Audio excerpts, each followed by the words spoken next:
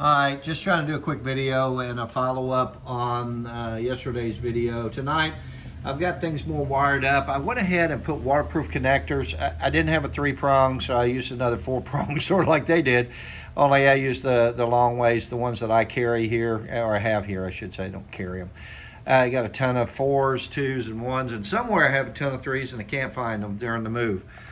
So I have inevitably, I'm starting to get a little smarter as I go through all my rides. Inevitably, every time I shrink wrap these and hardwire them together, I got to move something for something else I put on down the road. So this time I've extended my lengths. I got plenty of extras.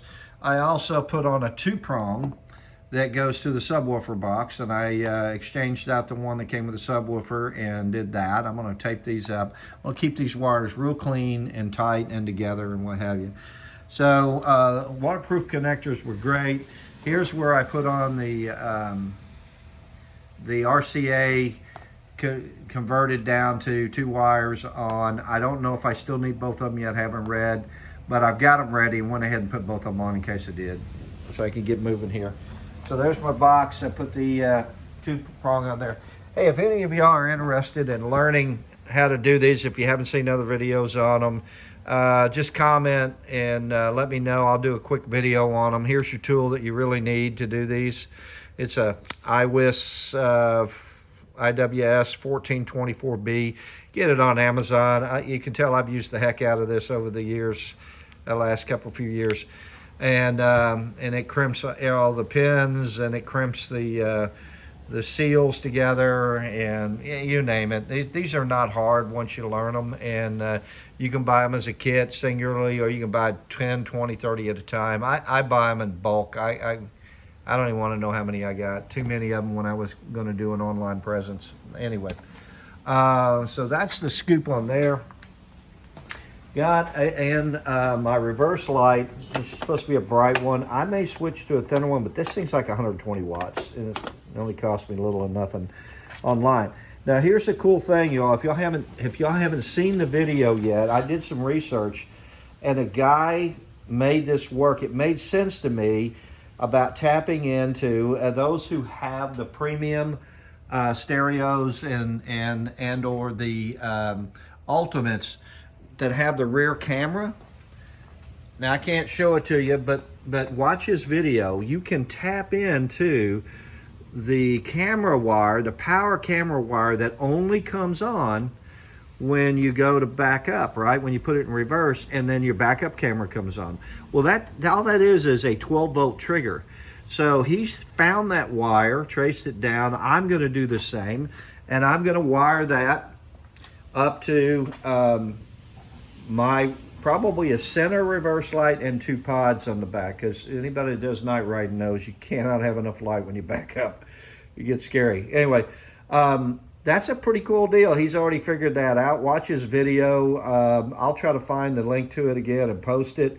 But that is neat when you can put this baby in reverse and all your lights come on, they turn off. And then what he's doing, which is the same thing I'm going to do, I'm going to also hardwire it to always use proper fuses, proper everything when you do these. Don't wire it direct and make it work. You've got to use relays in here, of course. But I'm also going to have a hard switch so I can manually turn them on as well. That's a simple, just a bypass on there as well. But that's a neat trick, guys, that really is pretty cool to have it like a car. Anyway, lots more parts. Keep kind of trailing in 1 or 2 at a time. I bought some rubber rolls. I've got my spare on. I'm going to clean these up, but I don't know why these things do not come with rubber. And so you can get rolls of rubber. Anything you clamp onto your machine, you should use some thin rubber. If not, you know what happens. It absolutely loosens up due to vibrations. Well, the rubber helps with the vibration, number one. Number two, it seals it away from scratching the heck out of this thing at a point. So I've got the rubber, bought a couple rolls of it, 2 different thicknesses of it to have when I start putting things on. Great thing to have as well on there. So that baby's mounted. By the way, this is an aftermarket one for, I think, it's from Eastlake. It's 129 bucks off of Amazon, I believe, or direct from Eastlake. I think I bought these direct from Eastlake. So I've got a rear and a front spare. Of course, we all do the spare rear. Front we can live without, rear we can't, and got that baby mounted. And I still have a long way to go. I pulled off my, last night I pulled off my skid plates. That was easy. Thank you, Polaris. You made it easy. Just some 40s, T40s, and the typical 10s with the dish. And somewhere over in that mess over there is mud guards and my blue skid plates for this thing. I think they're somewhere all over this place. I got boxes full of stuff. Also, I've got a buddy, if you guys are interested. We're going to do some experimentation here.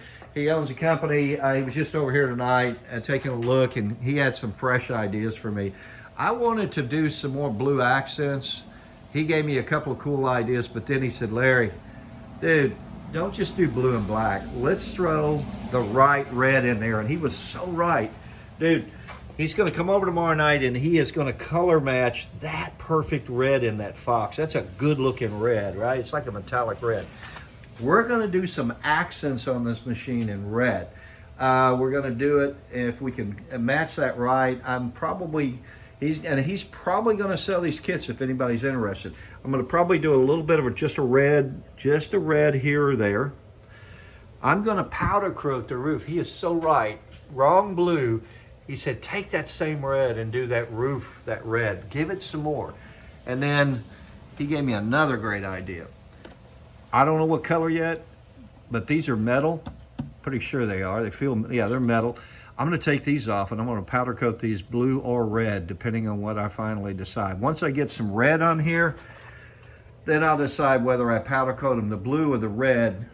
But between those three, he's given me some great ideas for accents on this thing, guys. And that way you're not spending, these days it's like $1,500 for a wrap. That wrap has gone up a lot. The material's gone through the roof. But here you can just add touches of you on it and not spend a fortune, because I'd rather spend a lot more money on the stuff that's going to keep me safe and do something for me on the trails than I do looking cool and better than everybody else. Hey, to each his own. There's some good looking rides out there. If you got the money, I say go. But if you're on a budget, he's going to do templates on these things in AutoCAD, and we're going to see what it looks like. And stay tuned. He'll probably put a kit together that I can have him sell to you all if you all like the accent pieces in multiple colors, including the Army and Orange of the other machines and white blues. We'll see. Anyway, hey, that's it for tonight. Thanks for watching these. Man, I hope these are helpful. And hey, thanks guys who comment and help me as well.